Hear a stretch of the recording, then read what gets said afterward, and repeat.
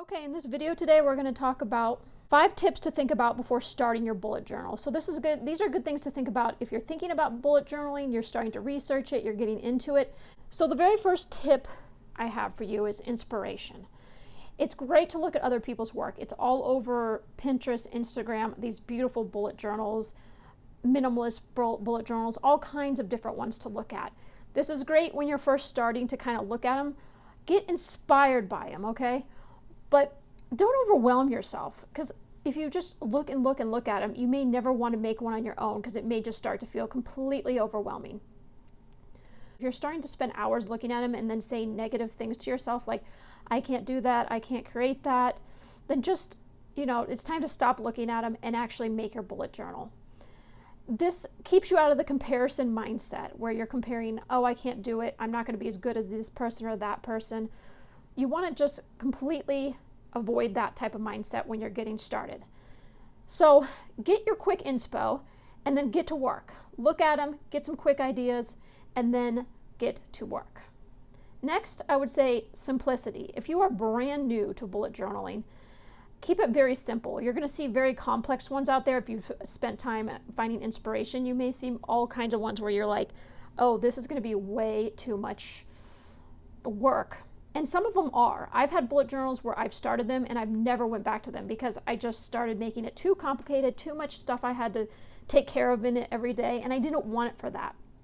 Personally, I just kept mine more minimalist, and it's working better for me now. I just keep a monthly, a weekly, and a daily kind of setup. I'll link a video above to show you the setup I'm doing this year. It's very minimalist, and you can click on that if you want to see it. It's good as you're kind of progressing through your first month is to make a list. What is working and are your needs being met? So as I kind of go through the month, I'm like, oh, it would be nice to have a little area where I could write down and keep track of certain things. So then the next month I add that in. Or if I have too much, the next month I subtract things that are just too overwhelming to me, or I'm just not having time to keep up. That's what's nice when you buy kind of just a blank bullet journal like this. You can design it the way you want to. Number 3, questions. Start asking yourself questions before you start your journal. What are your needs? Are you looking for a minimalist setup, just a place where you can track and check off and keep your to-do list and kind of just do a page that keeps you simply organized? Or are you looking for a creative place, a place you want to design drawings, and every day maybe you want to draw in a little bit along with planning out your day?